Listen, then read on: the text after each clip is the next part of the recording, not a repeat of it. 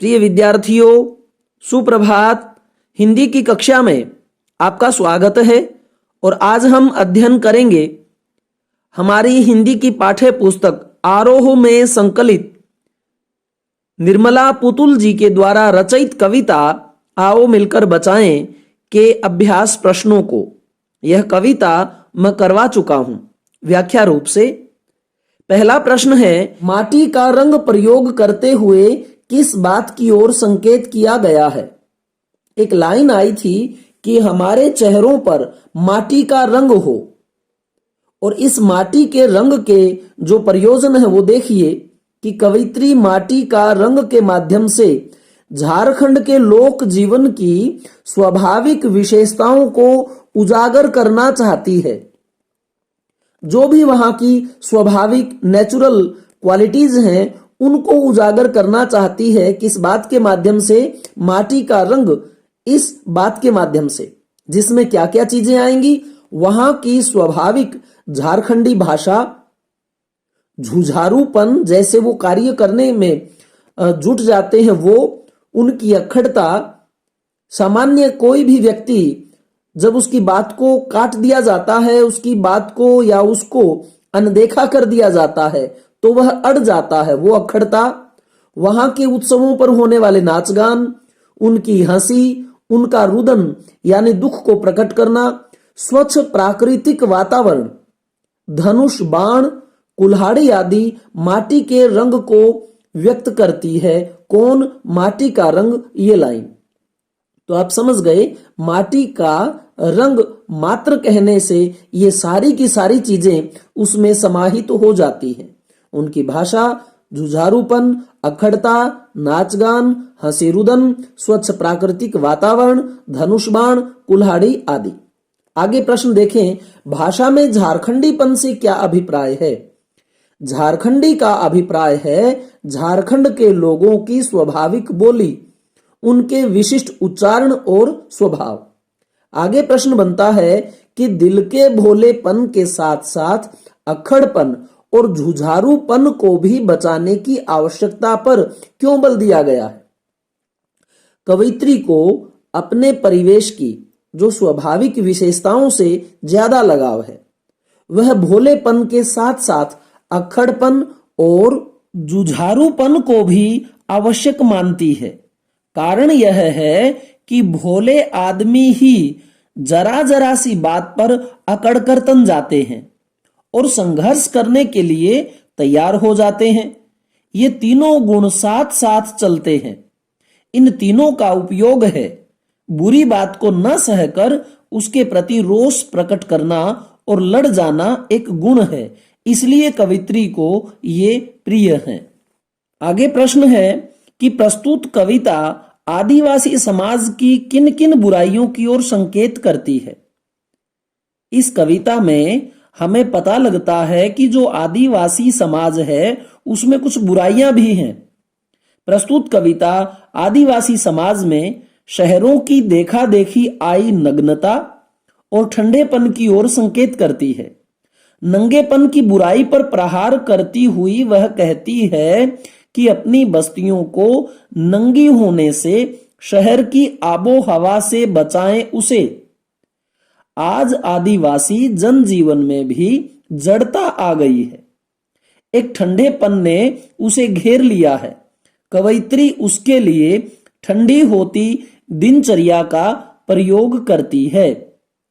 अर्थात जो आदिवासी समाज है वह भी शहर की संस्कृति, कौन सी अपसंस्कृति, गिरती हुई संस्कृति का अनुकरण करने लगा है।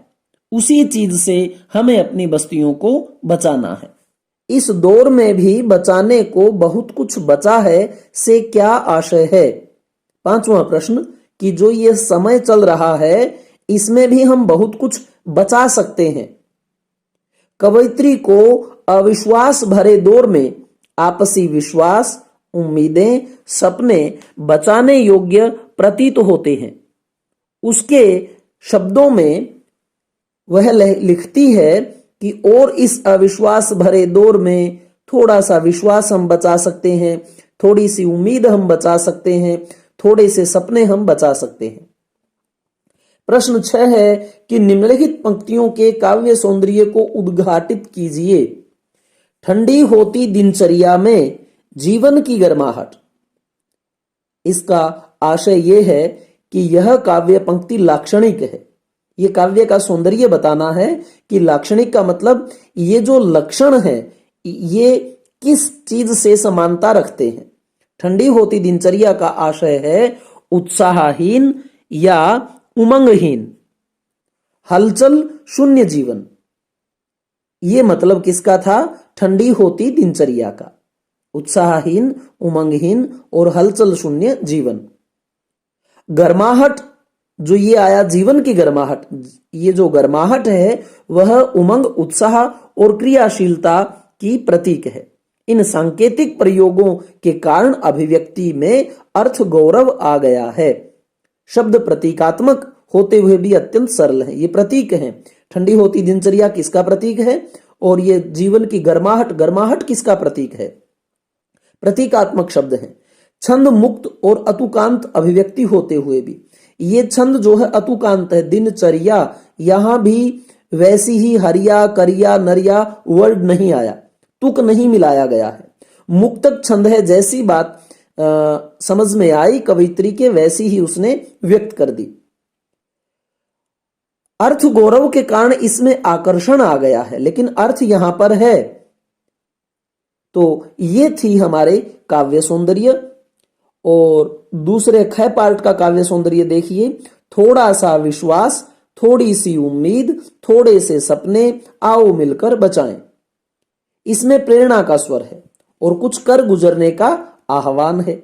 इसलिए यह काव्यांश पाठक को सीधे प्रभावित करता है। अभिव्यक्ति प्रवाहपूर्ण है। किसमें? ये थोड़ा सा, थोड़ी सी, थोड़े से, बार बार वर्ड आपके सामने आ रहे हैं। तीनों प्रयोग थोड़े से अंतर के साथ एक ही अर्थ के वाहक हैं। इसके कारण लय का समावेश हुआ है। ये जो तीनों, थोड़ा सा, थोड़ी सी, थोड़े से, का मतलब है कि कुछ तो हो, कुछ तो बचा रहे। विश्वास भी, उम्मीद भी, सपने भी। कवयित्री ने उर्दू उम्मीद, संस्कृत विश्वास और तद्भव सपने यानी स्वप्न संस्कृत का वर्ड था, तद्भव उसका हिंदी, शब्दों का मिला जुला प्रयोग किया है। तुक, छंद और संगीत से रहित होते हुए भी इसमें अद्भुत आकर्षण है। यह आकर्षण कथन के आरोह अवरोह के कारण उत्पन्न हुआ है। उर्दू का भी शब्द यूज किया, संस्कृत का भी, और तद्भव हमारी हिंदी का, अर्थात संस्कृत से बिगड़ा हुआ हिंदी का प्रयोग करते हुए भी अपने अर्थ गौरव को कवयित्री यहां प्रकट करती है। प्रश्न 7 है कि बस्तियों को शहर की किस आबो हवा से बचाने की आवश्यकता है? बस्तियों को शहर की नग्नता और जड़ता से बचाने की आवश्यकता है। नग्नता के 3 आयाम हैं। एक तो स्वभावगत नग्नता, अर्थात हम स्वभाव से भी मुंहफट होते जा रहे हैं, हम में शंका, संकोच नहीं है। छोटे बड़े की बिना शर्म किए हम उत्तर देने लग जाते हैं। दूसरा है वेशभूषा की नग्नता, अर्थात हम अपने तन की नुमाइश करने लगे हैं। और तीसरा है पेड़ रहित प्राकृतिक परिवेश। ये 3 प्रकार की नग्नता से हमें अपने प्रकृति को, अपने परिवेश को बचाना है, कवयित्री कहती है। स्वभाव की नग्नता से भी, वेशभूषा की नग्नता से भी, और पेड़ रहित प्राकृतिक परिवेश भी हमें मतलब बचाना है। जड़ता या ठंडी होती दिनचर्या भी एक शहरी बीमारी है, अर्थात उमंग और उत्साहहीन वाली दिनचर्या, ये भी एक शहरी दोष है। शहर वासियों के जीवन में न उमंग है, न उत्साह, न नाच है, न गान है। वे बंधी बंधाई अलगाव भरी जिंदगी जीते हैं। अब हम बात करेंगे अन्य महत्वपूर्ण परीक्षा उपयोगी प्रश्न उत्तरों की। अपनी बस्तियों को नंगी होने से शहर की आबो हवा से बचाएं उसे। यहां अपनी बस्तियों से क्या आशय है? शहर की आबो हवा का क्या तात्पर्य है?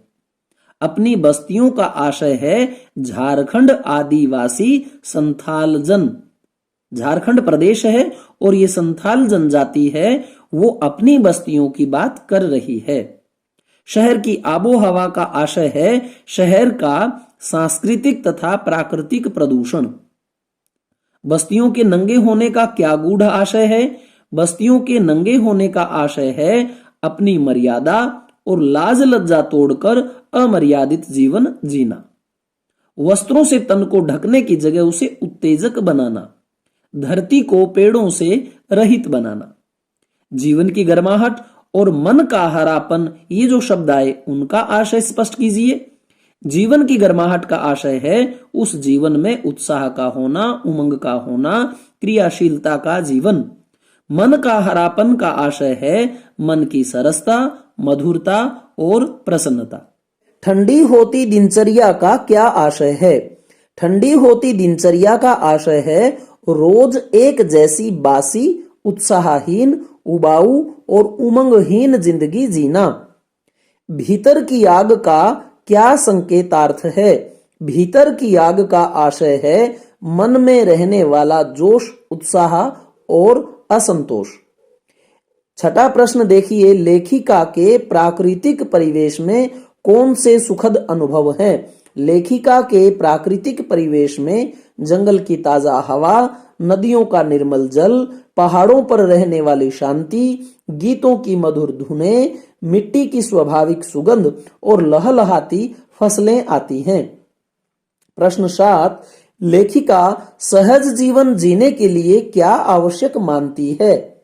लेखिका सहज जीवन जीने के लिए प्राकृतिक सौंदर्य, स्वाभाविक नाच गान, उन्मुक्त हंसी और रुदन अर्थात रोना, खेलने के लिए खुली जगह, पशुओं का साथ और बूढ़ों के लिए शांति आवश्यक मानती है। यह महत्वपूर्ण प्रश्न है कि लेखिका जो है वह सहज जीवन के लिए प्राकृतिक सौंदर्य मांगती है कि वहां की जो सुषमा है प्रकृति की वो बनी रहे, उनके नाच गान उत्सव बने रहें, वो लोग खुल करके हंसते रहें, उनका रोना भी हो उसमें और खेलने के लिए बच्चों के खुली जगह हो, पशु भी जो हैं वह किलोल कर सकें, उछल सकें, कूद सकें, रंभा सकें और बूढ़े वृद्ध लोग भी पहाड़ों पर बैठ करके शांति से मौन अर्थात अपने दर्शन को व्यक्त कर सकें।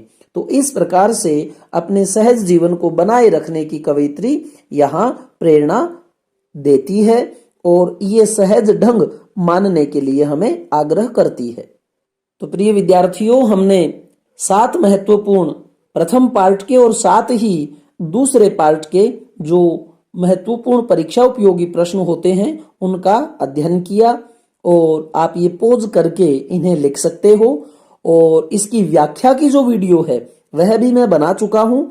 गुरुजी आरपी शोराण जो हमारा यूट्यूब का चैनल है उसको जब आप डबल क्लिक करते हैं तो ऊपर वीडियो, होम और प्लेलिस्ट का ऑप्शन मिलता है। प्लेलिस्ट में जाकर के आप 11th हिंदी आइकन में जब आप ढूंढेंगे तो आपको वहां व्याख्या भी मिलेगी सीक्वेंस के अनुसार और आपको ये प्रश्न भी वहां मिल जाएंगे। धन्यवाद।